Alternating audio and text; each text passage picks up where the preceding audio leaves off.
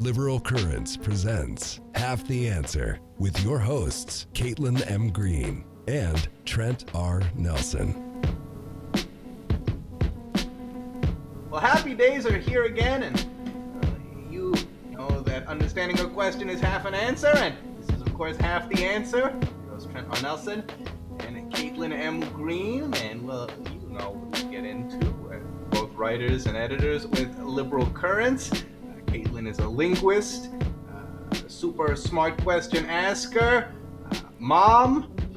She does everything. You really set expectations in a place that I don't know if I'm ready to handle. I'm a historian and philosopher. I do a few other things too, but we have a whole show to get to. Oh, Caitlin, we've had such marvelous discussions as each and every week we get into, but today's an extra special one because, well, 3 turns to 4. Well, who are we chatting with here today? Oh, Trent, I'm so excited. I have invited 2 of my favorite authors of 2 of my favorite books. Their names are Jack Schneider and Jennifer Berkshire, and they wrote The Wolf at the Schoolhouse Door and The Education Wars. Both are books about public education, K-12, and the ways that their ability to serve all of America's children have been attacked, and the things that we can do to help protect it. So, Jack, Jennifer, thank you for being here. How are you today?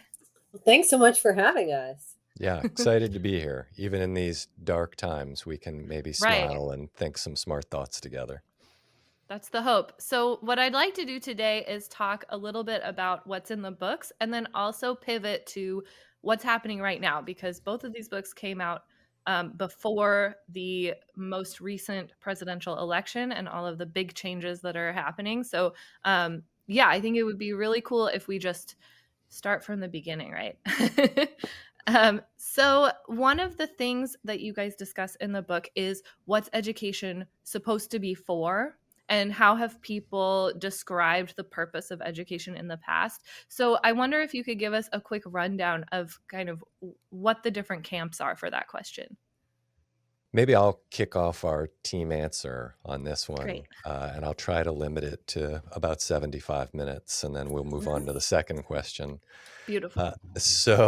I think if you ask somebody today, they might actually think about it for more than 5 seconds and give you a better answer. But if you don't ask people and you just look at how people behave, I think the answer would be education is good for social mobility. It's good for getting ahead. And that's been the primary rhetoric that we have heard from leaders, particularly neoliberal Democrats, centrist conservatives, who operated in a kind of neoliberal consensus for several decades, which is now completely unraveled or almost completely unraveled since the zombies of education reform continue to still walk this earth. But historically, that wasn't the primary or even a goal for public education, right? The primary aim early on. So when we're talking about public schools, we can go back to the origins in the early to mid 19th century, a little later in the South. And there was what is generally referred to as the common school movement. So they weren't called public schools at the time, they were called common schools. The idea was everybody would go to school together. And that tells you something about the aim there, right? That every American young person would get access to education and that they would do so commonly. And the aim was to build a democratic society. So David Labaree refers to this aim as democratic equality, the idea that everybody gets it, and the idea that it would foster democratic habits and not just a kind of democratic political system. And, you begin to move forward through time, and education is good for a lot of different things, and everybody sees in it their own kinds of values and concerns. And so you begin to see an increasing orientation towards using schools as a mechanism for producing economic returns to the nation, right? We can sort young people, we can find what they're good at economically speaking, and we can slot them into jobs. And you start to see schools adjust in like the late 19th, early 20th century through policies like formal tracking, right? That only some students would get a college preparatory curriculum. The vast majority would get what was at the time called Gen Ed. And then many other students would be tracked into vocational programs where, at least if we're talking about the first half of the 20th century, they were getting a really second-rate academic education and actually a second-rate vocational education as well. That's Yeah, okay. different today. And what you start to see across the 20th century and really in the second half of the 20th century is people figuring out, wow, credentials are really good at increasing my social mobility, right? And educational credentials particularly. So going to high school, wow, what a distinction in the early 20th century, and especially before that. It was a big deal. It created new kinds of opportunities for you, socially, economically, and so on. Soon it begins to become, the elite going to college, not even necessarily graduating, just going. And we move into the latter half of the 20th century where if you want to get ahead in this society, the message is pretty clear: go to college. And we start seeing the rhetoric of college for all. And so these aims are kind of all swirling around all the time. And, we could talk about other aims like, indoctrinating young people into religious values or a particular Yeah. political orientation. But these are the main ones. And as I started this long-winded comment, what we mostly see these days is people seeing schools as a place where you get ahead. And the fact that we have focused so much on that has really teed up the right wing's push to privatize public education by promising Yeah. people, hey, you're going to be able to send your kid to a private school. Think about only yourself, only your private aims. Don't worry about your interests being bound up with everyone else's. Don't worry about having to try to make decisions together as a Right. democratic community. You're a single actor. Pursue your own interests in a free market. Yeah. I really appreciated the tension that you highlighted in the book between the idea that, as a community, we're supposed to be looking for education to serve as many people as possible. And we're supposed to be like acting like we live together and like we have to interact. But then also that all of us also see our children as competing with all the other children to like get more of the pie, because it's very zero sum in that way.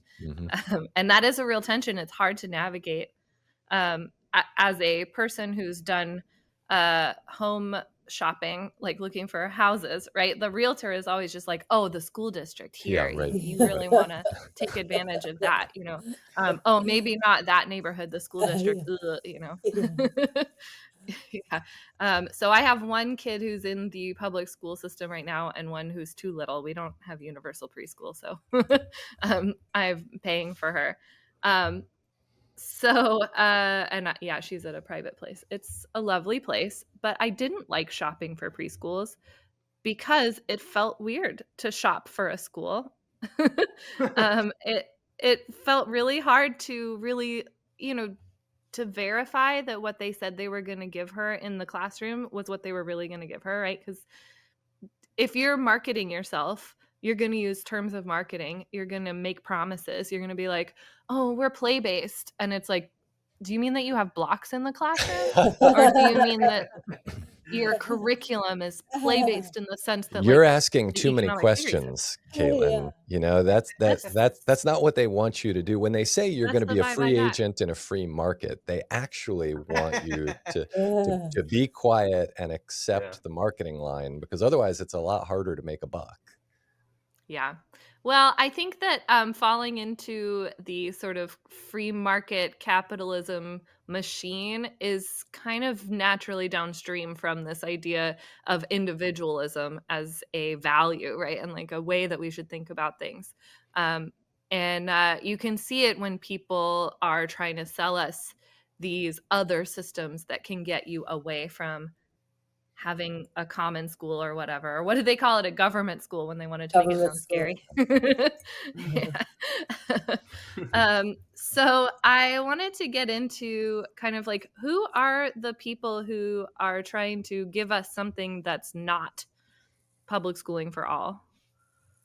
So I'll start us off, and I tend to be known for my brevity. So then Jack can weigh in. Perfect.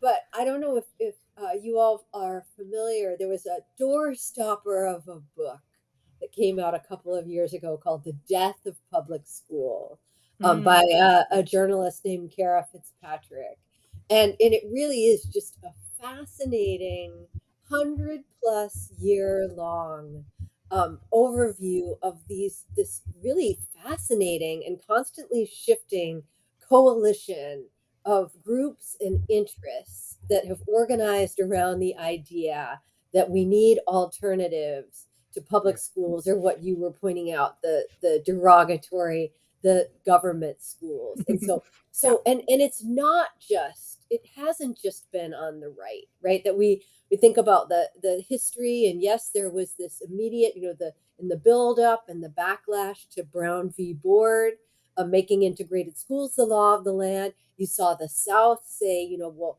we're going to get away from that. Will some of our states will shut down our public school systems rather than integrate, and we're going to give money to the parents so that they can attend private religious schools with other white kids. But then, starting in the mid-century, you also see liberals and people on the left saying that public schools have failed, particularly urban kids, and these interesting coalitions form. And then, one thing we've talked a lot about on our podcast is that in the 90s, you really start to see, there was a lot of energy around school vouchers, and then it ebbs because the flavor of the period was charter schools, which are publicly funded and privately managed. And then that became the vision that really drew bipartisan energy, and the idea that, kids' futures should not be determined by their zip codes, as you were talking about the experience of shopping for school, and the reality that so many middle class and affluent parents, they move to where the schools are great, and that means spending a lot of money on the house. And so how is Mhm. that fair to the kids who are in urban communities where poverty is concentrated? Lots of excitement around charter schools. And then we see something really interesting happen around the pandemic, and this is what I've really been focused on in my writing. And you see the folks who are the most passionate about vouchers, and these tend to be right now on the right and on the libertarian right. And they decide, what, our whole strategy of trying to make this a bipartisan cause, it hasn't generated a lot for vouchers. Like, we're making progress in this state, but overall the energy has all been in charter schools. And so we're going to switch, we're going to pivot, and instead, we're going to abandon that bipartisan approach. And instead, we are going to go all in on the culture war. And we are going to make the argument that public schools are rotten, and they are places where your kids go to be indoctrinated. We're going to talk about Zoom school. We're going to talk about litter boxes. And then we are going to systematically go after the legislators who have stood in the way of getting voucher programs enacted, and those legislators are rural Republicans.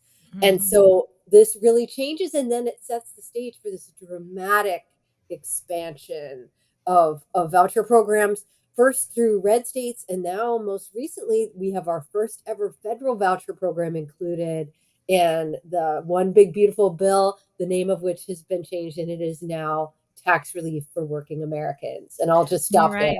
If people You don't know, get the litter box reference, Jennifer, that's really going to set them reeling. But maybe oh, you our should just audience let knows their about the fingers litter do the boxes. walking on the internet. Yeah. I thought Um, Trent looked a little startled by the litter box reference. Trent, you know about litter boxes. Yeah. So Yeah. what's so funny is, yeah, well, first of all, I have a cat, so I'm dealing with litter boxes every day. That's part of my life. Um, but I've worked in schools, and I have never seen a litter box in one of them. Yeah, go figure. My I a fun fact about me is that I am a proud graduate of a charter school. And when I say proud, um, so Yeah, I went this to a is a charter video school. call. We could tell what you meant. I went to a charter school for 6th grade through 12th grade in Arizona. And yeah, it was a college preparatory / performing arts school. And I remember at the time thinking, like, what is the deal with this system? Like, why is this here? And why is it that I shouldn't be looking to go to the school that is, 4 minutes down the road, that is serving all of my neighbors, but I'm instead going half an hour into downtown Phoenix to get to the school, right?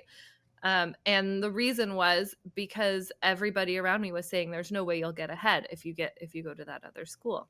No way you'll get ahead. It's also, I think, very connected to like national anxieties, because I remember a lot of discourse around like, well, in China the kids wake up at 5 a.m. and they do this and they do that, and they've had 2 hours of orchestra practice before first period, and what are you doing, and their math, they think the math we do in our colleges is so funny because it's for babies, right? It's like not only are we supposed to be individually competing against each other, but we're also saddled with the responsibility of like proving that America can compete against other countries too. But not so much anymore, right? That was a Mm. part of the rationale for charter schools, right? A lot of the rhetoric coming out of the White House, for instance, during the Obama administration, was charter schools are going to outperform traditional public schools because, and then the theory of change was kind of fuzzy. It was like competition and maybe like closing down schools, opening new schools. We'll work out the details. Anyway, it's going to be good for America. But now, as Jennifer was saying, right, the argument is really about trying to alienate people from their local public schools, largely through disinformation, relying heavily on culture war, and then leaning into what we were talking about earlier, right? The social mobility aim and concern for one's own private outcomes as opposed to the Right. public good. And the conversation about, national strength or economic productivity has really faded because it just isn't really useful for the end goal, which is trying to get people out of public schools and into Yeah. private schools, which, by the way, it's worth mentioning, are not unionized, which do not have an obligation to serve particular kinds of communities. So boy, if you're not interested in paying your taxes, your fair share of taxes, it's going to be really nice to make sure that kids with disabilities can't get an education anywhere, right? That's a tremendous expense. And then, in terms of the aims of equity that got articulated so often in the 90s and the aughts, right, those also fall to the wayside. You're on your own, folks. And that's those very are dirty much words now. right. Exactly. Exactly. Yeah. That's woke. And it's Marxism. And what else is it? Probably Maoism too. I don't know. It's anything I feel I don't like. the Maoism connection usually comes for higher ed. It's those ones that the culture right. war. We're a little more militant in higher ed. We've got a Yeah. bigger supply of berets in higher ed. Right. So, And you have a lot of those like central squares with like a platform you could do a struggle session on if you need to. So that's it's the infrastructure's there. Okay, so I wanted to talk about this idea of discrimination too. Again, with my personal history, I remember going to this school and people would say, out loud in 2002 or whatever, they were like, well, yeah, so like we're publicly funded, right? But we don't have the resources to help a student with a disability. We're not allowed to turn them away, but we will suggest very strongly to the parents that like their child is going to have a hard time here. Because we're just like not really going to do much for them, right?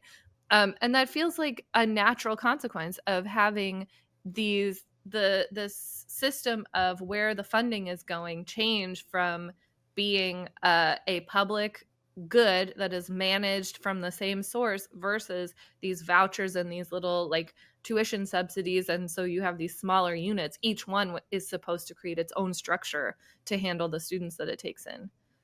That's not a question. Go ahead. Thoughts? Maybe I'll be brief this time because I know Jennifer has a lot to say about it. Anytime I say I'm going to be brief, I automatically want to laugh because it's a lie. But we'll see. One thing that we talk about a lot on our podcast is the tension between rights and options, right? Those are different things. I wrote this down. Options are not a substitute for rights. That's a Oh quote. my gosh. Yeah, that's the line right there.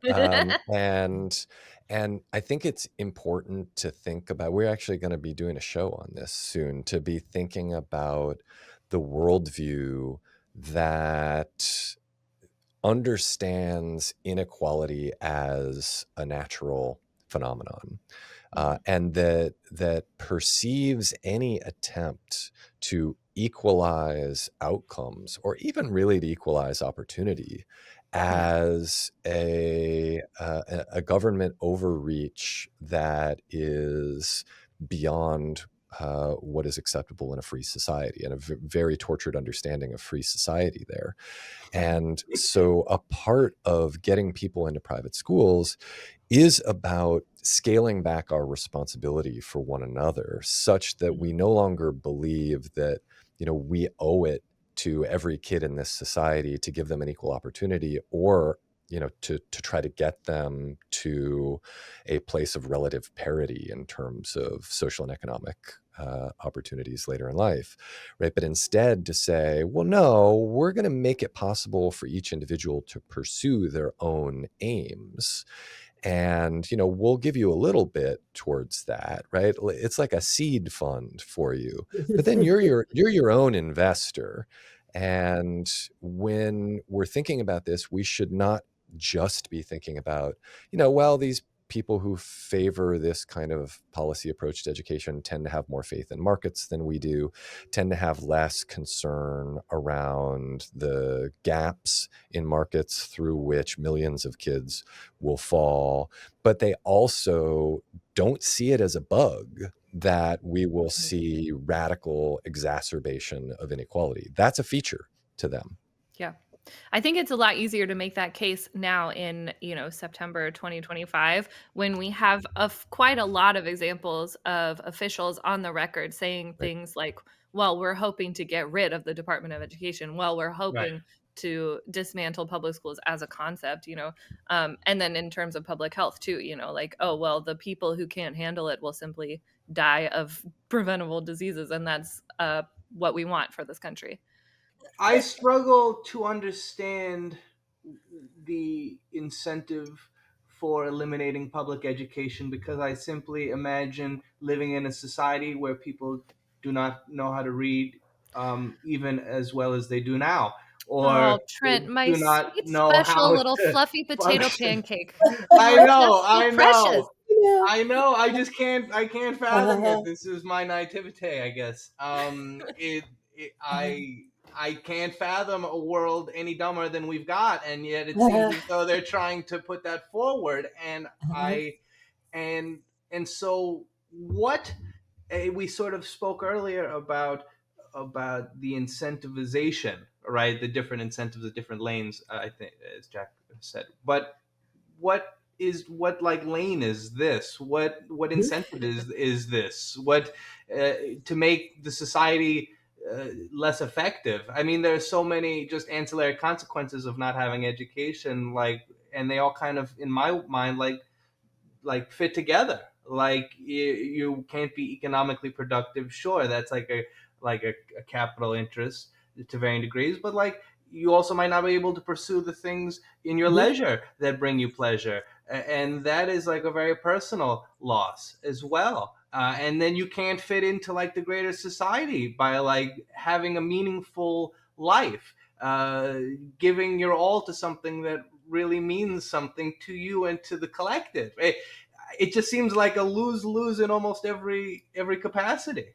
Yeah, and again, it's a complicated coalition, and they have divergent interests, but I think that at the end of the day, what unites them is this sense that much of the 20th century has been a big mistake, and that the government went too far in trying to realize the vision of equality. And what's really instructive is to go back 100 years. And I can do this now because I spend so much time with an education historian, and go back to when, the debates about public education were really heated. And this was the whole question of, were we going to make it? Were kids going to have to go to school? Because that's how old it is, right? This idea that you have to go to school.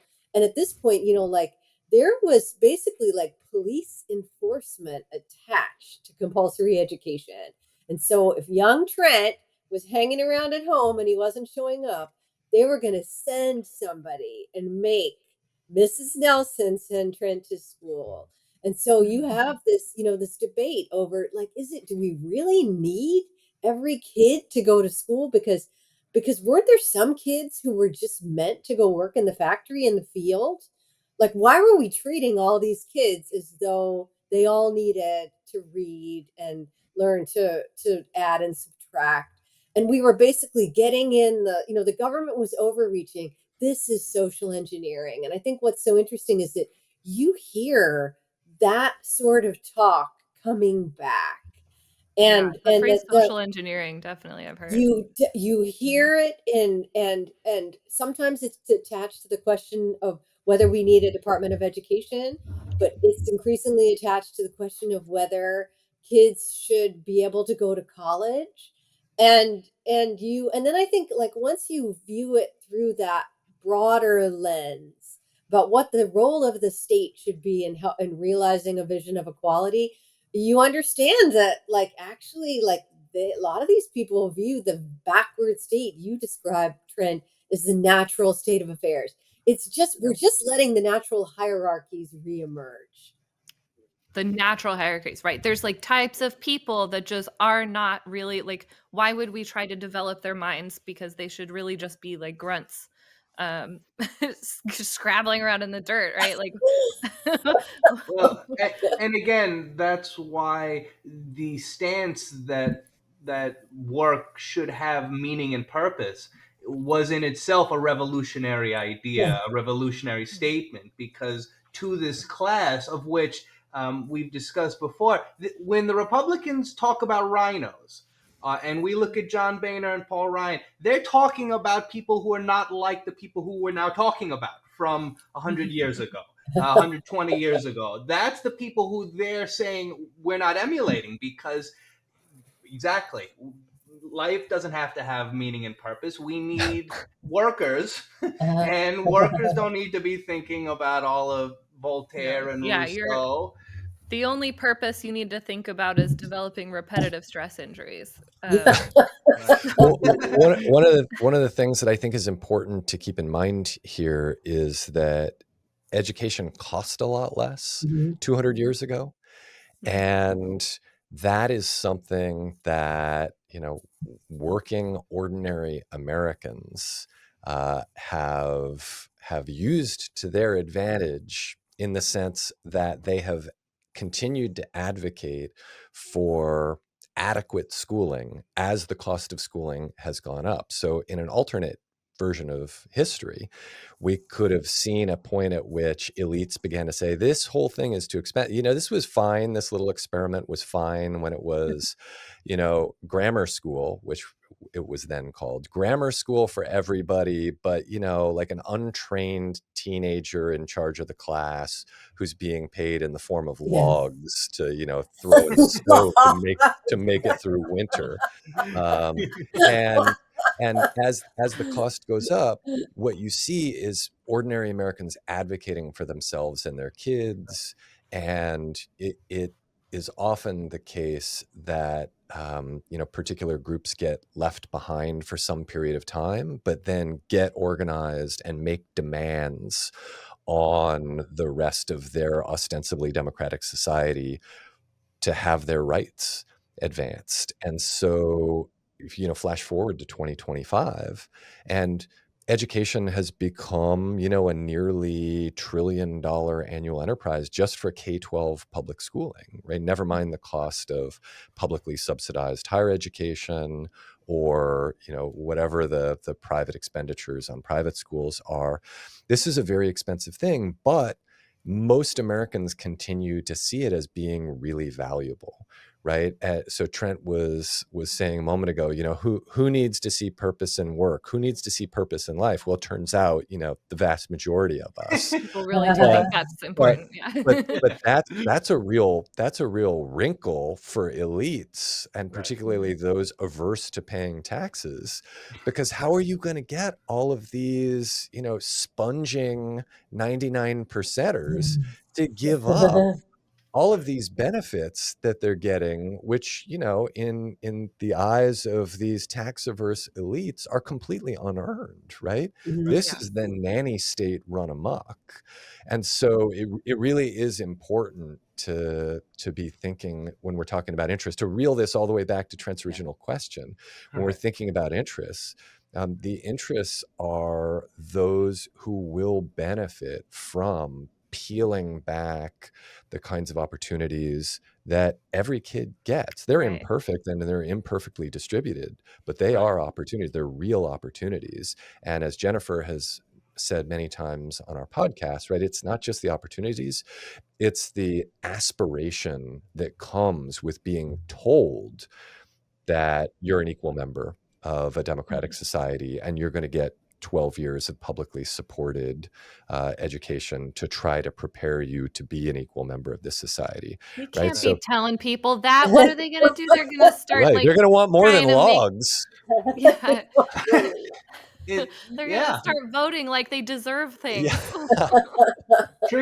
Yeah, I mean, most people don't even consider, if you were to ask, like, what would be a part of a modern welfare state, like, public schooling is so far down the line that people would not even consider that to be a part of it. But I think, to both your points, like, to this nefarious sect of individuals, like, they are Yeah, trying to absolutely. trick folks Well, because into they giving could up their. access Yep. they can access an excellent level of education for their children without the public school system, right? So of course it's not important to them to like try to keep it. And you make a good point, right? The point has been made that if you tried to suggest something like the library or public school like today, you would get laughed out of a lot of rooms because it's like, what is this communist like That's nonsense right. you're talking about? What Who's do you paying think Who for it it, reads Stalin? books? Who's paying for it? Yeah. Yeah. And have branches everywhere. Yeah, putting fluoride in the water, like no way. I live in Oregon. Again, we don't have that, so that's fun for our teeth and our oral development.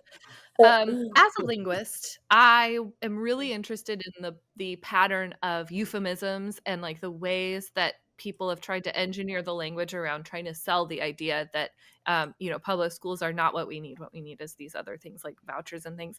And one of those really big through lines was the idea of parents' rights, parental rights. Like parents have the right to determine how their children are taught, and that should be expressed in certain ways, right? So I saw in the book that you kind of traced it back to the idea of children's labor, like child labor laws, where it was immediately, it felt like the whole narrative was like beautifully fully formed there, where they were like, what do you mean child labor laws? What do you mean like little Jimmy can't work in the factory? That's like, next thing you know, it's going to be armed agents running into my house telling me I can't tell him to unload the dishwasher. Like, get out of my house, right? And like, here we are now being like, what do you mean Jimmy should have to learn that gay people exist? Like, Right. yeah. Next thing you know, you're going to come into my house and slap the Bible out of his hand, No, you're and totally right. It's such a through line. And I think, like I was really shocked at what a through line it is and how you see this emerge decade after decade. And then we sort of forget about it. Like it was a huge deal in the 90s, which, I think we don't even think about it. And so I went back and I reread some of Pat Buchanan's speeches when he was running for president. And one Oh, of the sorry things about that that. he would say again and again is I'm gonna be the president of the parents.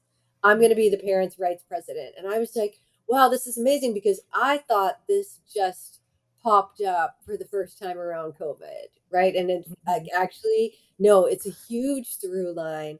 And then I think what's new and different about this particular iteration is how it's then attached to really like quickly advancing policies, the sorts of things that you're talking about, but also the increasingly aggressive push for what the Supreme Court would call religious freedom. So there was a big decision over the summer that really, got very little attention just because there's so much other stuff going on. Right. And it was It's just a, under a flood.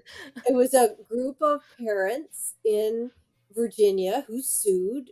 They were Muslim parents, they were Catholic parents, and these were parents of kids in elementary school who objected to their kids having to read books that were, sort of pro LGBTQ in their messaging. And so, what the decision really has done is opened the way for parents to now opt out of any curriculum they find objectionable if it conflicts with their religious values. And Jack and I have a friend who we have on the podcast regularly. His name is Johan Neem. He's a historian, and he wrote an op-ed saying basically, did the Supreme Court just outlaw public education? And Right. because you can imagine all the potential things that could be viewed as interfering with the parent's ability to raise their kid in a particular religious tradition, right? So Yeah. it's not just the books, but it's science, it's anything. And Yeah. let's not forget the really important role that neoliberal Democrats played in terms of laying down a runway for far-right conservatives to land this policy airplane on, right? So all of Yeah. this talk over the past 35 years about education being the single best way to get ahead in the world, right? Mhm. It's not through, labor organization. It's not through higher Right. minimum wages, Mhm. right? It's not through a broader social safety net. Like those things Right. are unimaginable. Those would require redistribution. But what neoliberal Dems were so attracted to was this idea that you could actually generate new kinds of opportunity at zero cost to Mhm. taxpayers, right? So human capital development through education would allow people to pursue social and economic mobility at a much lower cost than what would actually produce social and economic mobility, right? Is giving people jobs with dignity, right? Or Yeah. ensuring that everybody has access to things like, a decent place to live, the ability to see a doctor when you need to, et cetera, et cetera. Yeah. And this talk, and Caitlin, I think you've got a clear kind of arc that you want this conversation to go in, because you started us by talking about the pursuit of private aims, right? And what is education good for? And Right. if you have ostensible leftists, right, Barack Obama, right, a president from the quote unquote left, Uh-huh. talking about how education is the way to get ahead, then of course parents are going to be increasingly open to this idea that education is something that they should be dictating, right? The end of Mhm. education is a private end. It's my Mhm. kid getting ahead. The end of education is not us living in a peaceful democratic society where we can, I don't know, agree on what facts are, or have peaceful transitions of power, or live Yeah. alongside one another without murdering each other. Again, you're That asking for so much. I know, You I know, really are. You I know. really are. Yeah. It's like it's my own little Port Huron convention here. So, Yeah. so I think that we need to remember that this isn't just the Koch brothers. Well, there's only one Koch left. Yeah. This isn't the Koch brother, who Oh is no. yeah, he's probably sad every time he hears me say that. I know he's a I'm fan of the pod. sure. I know Yeah. what I was going to say. Yeah. He listens. Yeah, Every time. right. It's not just the Kochs and DeVosses of the world, the Yasses of the world who got us into this situation, right? It's also the Yeah. Clintons and the Obamas and the Mhm. Pelosi. Yeah. Yeah, well, we live in this country where, like, no matter where you are on the sort of like viably electrical political spectrum, you have to buy into these ideas of individualism and competition, free markets. Like, there's no room for something else, right? And so you have to try to, I guess, sell school within that, which just doesn't feel very achievable. um, and then like yeah, I really appreciated when you went into kind of the specific dangers of treating school like it's a business, one of which is that like when you silo all of these different schools, they're much less efficient actually in how they use their resources. There's less oversight. You can't check them on discrimination, you can't check them on achievement scores. And you put this amazing chart in about like comparing the impact on achievement scores if an area has experienced a natural disaster versus if they passed school vouchers, where like it's about as bad for your school, like schools.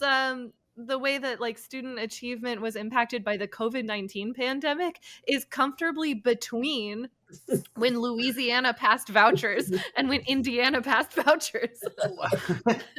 Just absurd, right? And so like to look at something like that and be like, yeah, we want this for us, it's just unthinkable.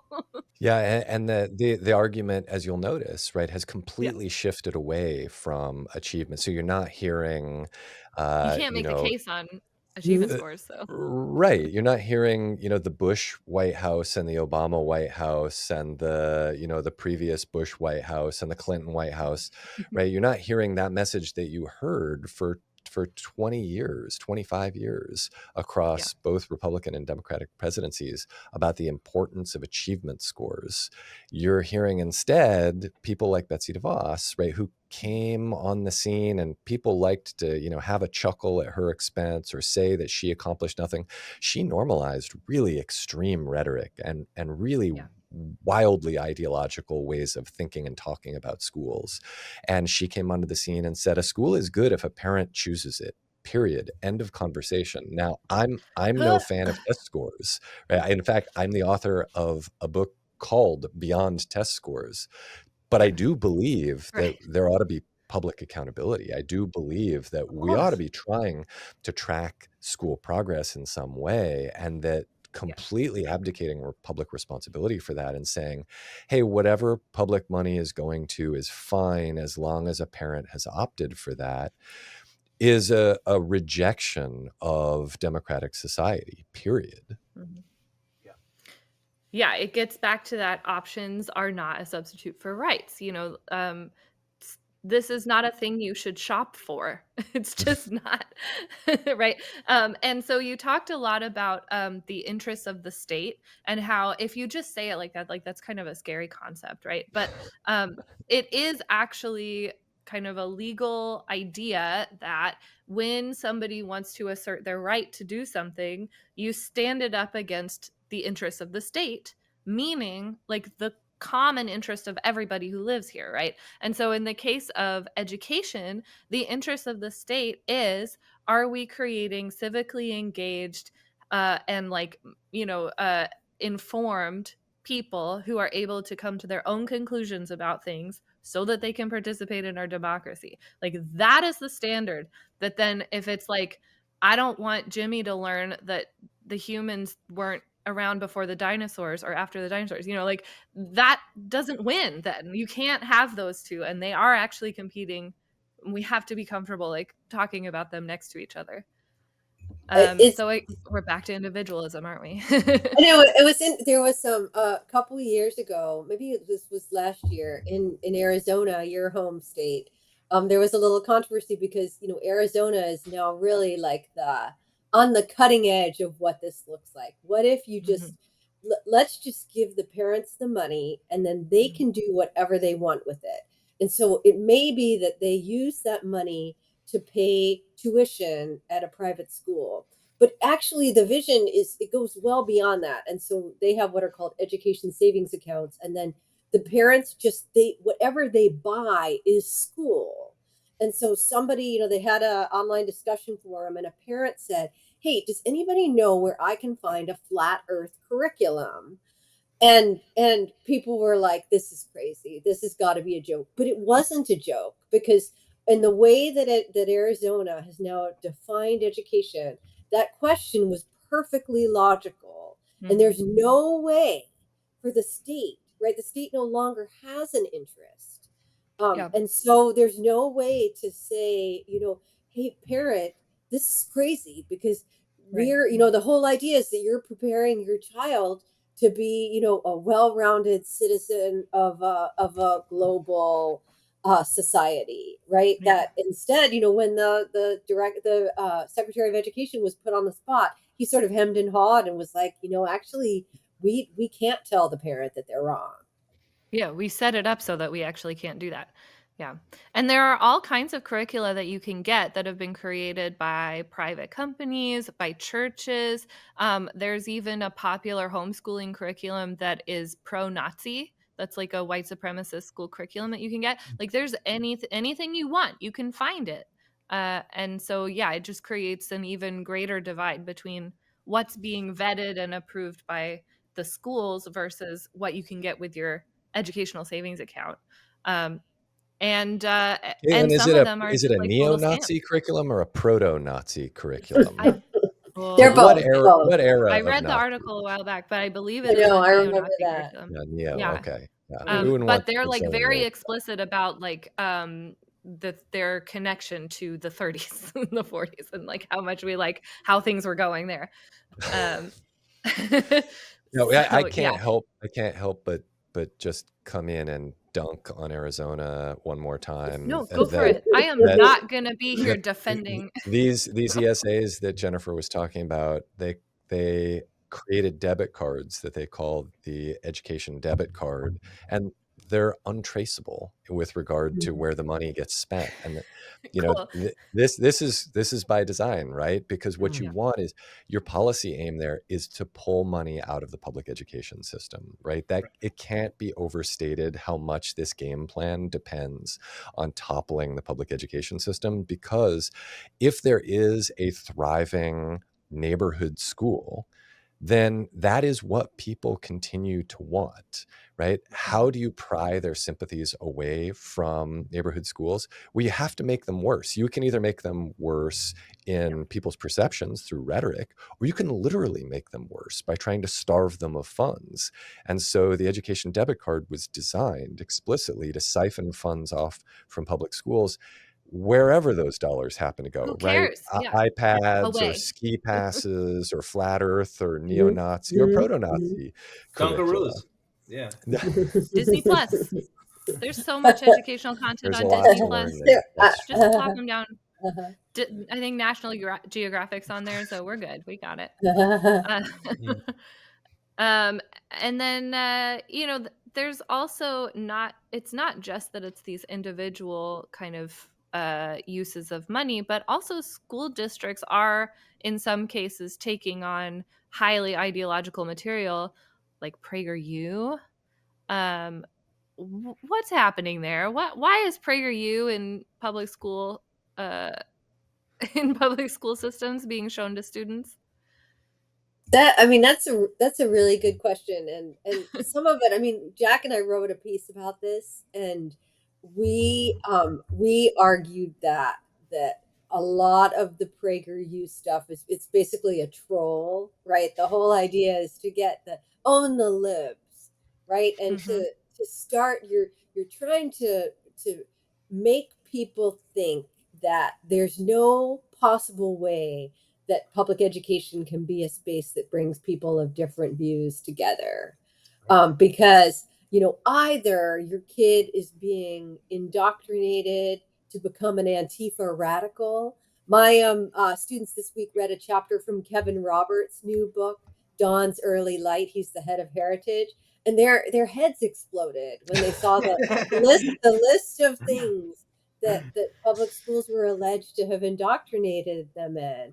And so either they're the Marxist territory, or you're living the dream of Ryan Walters in Oklahoma, right? And that's where the Prager vision is really flying. That now he's got the test that Prager designed, that the huge number of teachers who are moving from coastal elite communities to teach in Oklahoma, they have to take this kind of Prager trivia test. But the idea is to make it appear that the institution itself is so contested that we all just throw up our hands. And Jack, it's been a while since we wrote that piece, and I know it made people kind of mad. But did we have anything else to say about Prager? Did I leave anything out? I don't know. When you said it made people kind of mad, I was going to say not nearly as mad as our piece about parental rights, where Oh yeah, that's I right. came into work at the time. My email address was public, as was my office phone at the university, and I came into work the next day with 1,000 emails and 200 voice messages. I think Laura Ingram had been like giving out the details on the show. That's so I was thinking about Johann again, Jennifer, and the argument that he made. So this is again Johann Neem that he made on our show, where he said there is no winning the culture war. And I think that this is an important companion idea to what Jennifer was just saying, right? That the idea that you can then win the culture war. Okay, we're going to get PragerU out. We're going to get, Zinn Project materials in. Yeah, right. Right? It is the wrong approach, because public education only works if everybody sees it as advancing their shared interests. And of course, that's a trade-off. It means, like the thing that I really strongly believe and that I want every American to believe, but that may be more unique to those of us who are, a bit further left on the political spectrum, that's not going to make it. But neither is the far right PragerU stuff. And this explains so much of the small c conservatism of public schools through the first 200 years of their history, was the idea that this has to work everywhere for everyone. Yeah. And that's why you see such incremental progress, right? In terms of like including Black people in the curriculum, right? Why did it take so long? Well, for the same reason. And I'm not saying that that's a terrible thing that it took so long, but that is the cost of an approach that also keeps out really radical ideas that are highly partisan and really divisive. And so, the insertion of PragerU materials is exactly as Jennifer said, right? That it's an attempt to get us to the point where we say, I see, we have to go our separate ways here, right? Yeah, okay. I'm going to send... this is a bridge too far. Right. My daughter's going to go to Che Guevara High, the local pop-up high school alternative here in the People's Republic of Somerville, Massachusetts, where I live. And then you can go to American Enterprise Institute Junior. Oh God. Oh, awful. Yeah. Okay. It's a hard pill, but I think you're right. That like the point is really to just get everybody out, as many bodies out the door as possible, right? Okay, fine. Yuck. Were you under the impression that this was going to be like an uplifting conversation? I feel I feel like you read both books. I'm gonna make it right now. I'm grabbing the steering wheel and I'm turning to those last couple of chapters of the book. Trent, you go ahead first. No, I was just gonna say we've been dumping on Arizona pretty heavy, but I do live in Illinois, and they recently got rid of the voucher program here because it was enacted during, I believe, the Browner administration, and the supermajority here said that they did not want to have the public expense siphoned off giving vouchers to private individuals to send their children to private schools. And of course, it has been made the point that those individuals could continue to send their children to private schools. They just won't get the voucher in return for it. But I think that sort of fits in with what we've just been talking about here, insofar as it's not necessarily exclusively that they would like to send their children to other schools. It's that they would also like for the public schools to have less money, Yeah. which is, I think, a bit uniquely nefarious because, again, it's hurting others that need it. Yeah. When if we have the resources, we can do what we like. But for those that don't, we need the rights and not just the options. Yeah. Okay, so let's take it as a given that we can't win the culture war. I maintain that one day I'm going to say the right thing in the right words and the whole world is just going to bend to my will. But if you say that's not going to happen, fine. What I found very interesting though was that even when they got people like rural voters to believe some of these conspiracy theories about the litter boxes and the Marxists and the groomers and everything, they still couldn't quite sell a lot of them on the idea of losing their public schools because they know that they depend on them, right? And this I've experienced as well. I've lived in some rural areas, and in the same conversation where somebody was telling me, in the next district over, they put a litter box in the bathroom. The same family was like, we absolutely wouldn't be where we are today without our public school, and their kid is a freshman in college now because she got a stellar education from her public school. It simply is a fact of life that a rural community that is very sparsely populated requires a public school system in order to get Of course. everybody educated. And they know that. And so I really loved that reminder that, like, yeah, the culture war is scary, but you're not actually going to be able to get a lot of people to forget about the reality of their own lives when push comes to shove, right?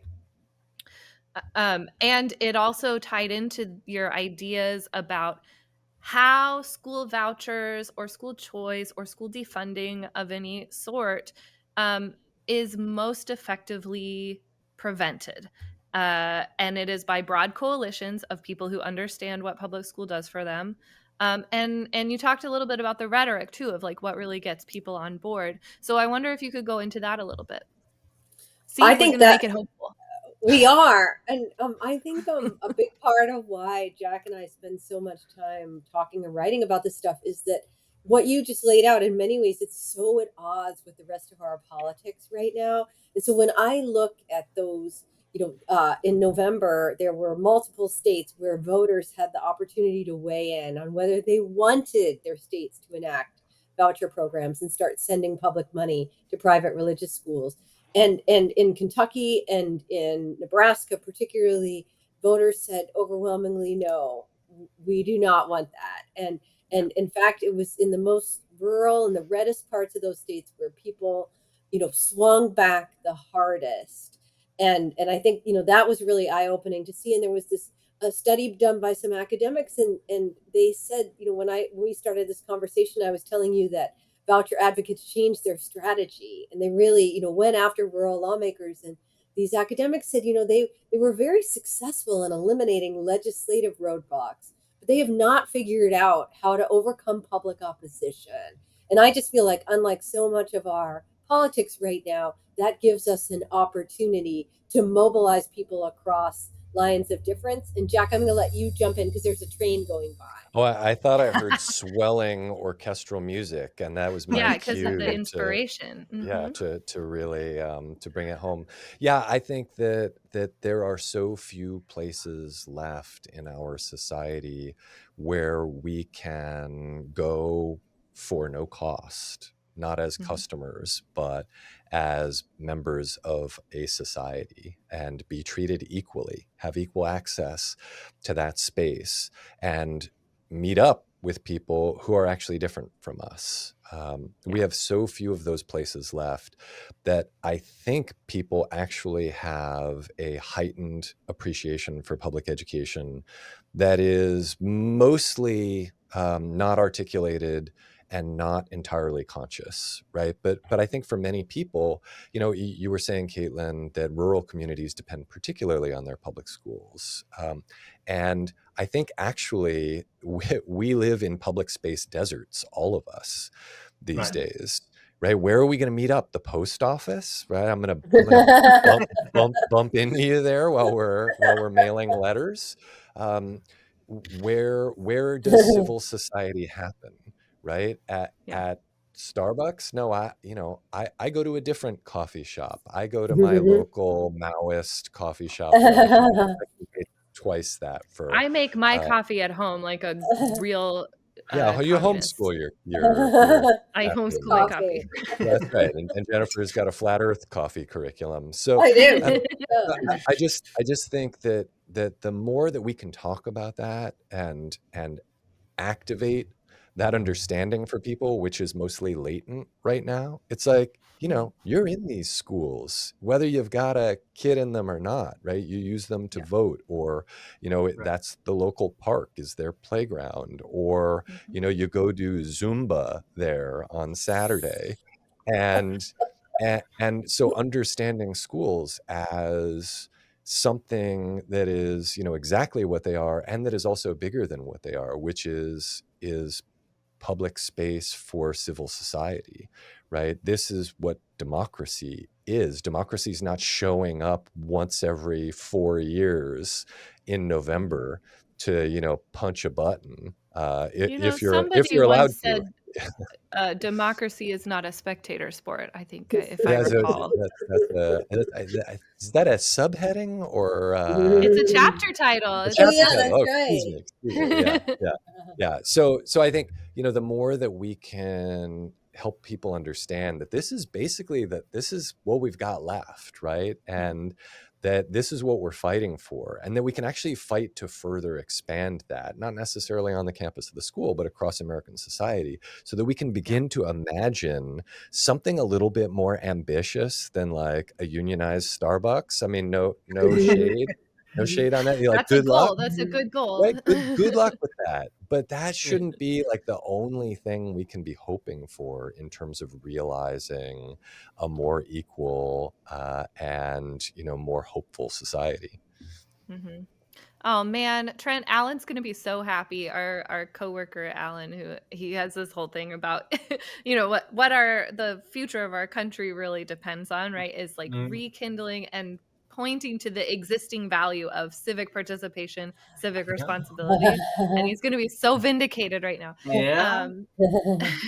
Anyway, but it's true, right? That like, first of all, it's taking advantage of the fact that this is a value that has roots already.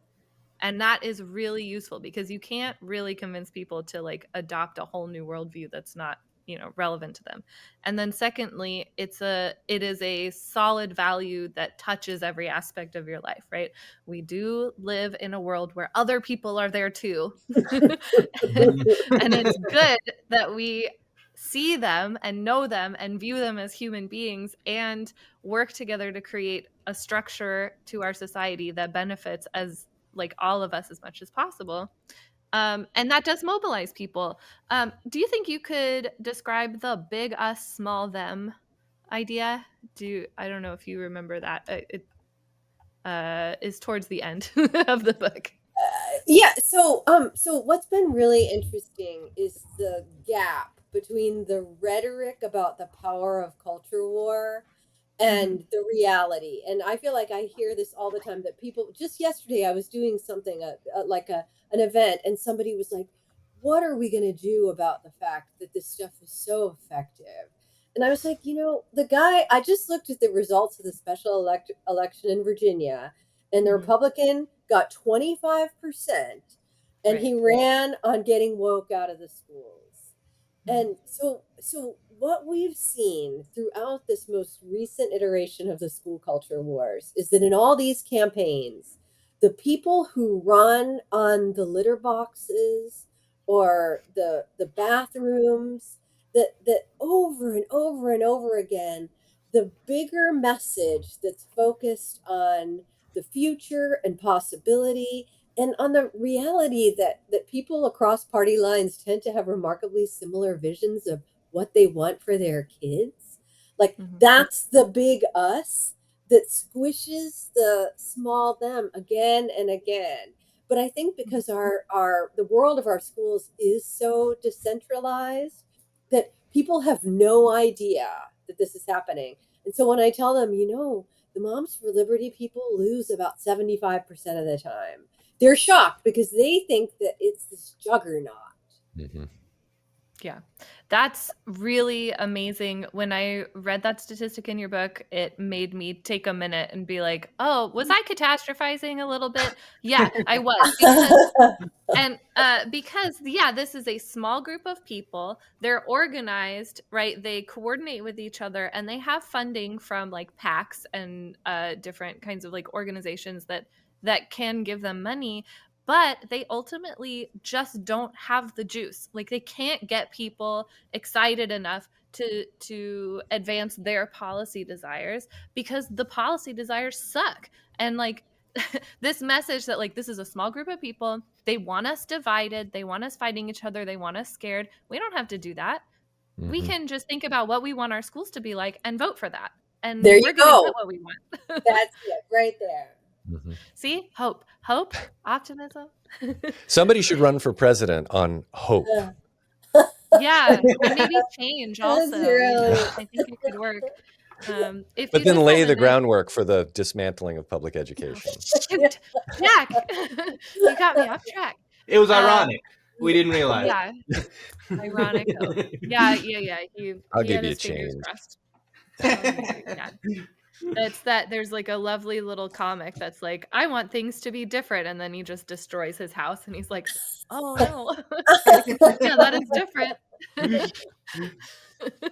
Are there any parting thoughts you have for us before I leave and go actually pick up my kid from preschool? I think we covered a lot. I think we did. I loved your book so much. I loved your previous book so much. I'm so glad you took the time to speak with us today. Thank you so much. I think that we have actually got a couple of sort of actionable ways forward for our listeners who are feeling concerned.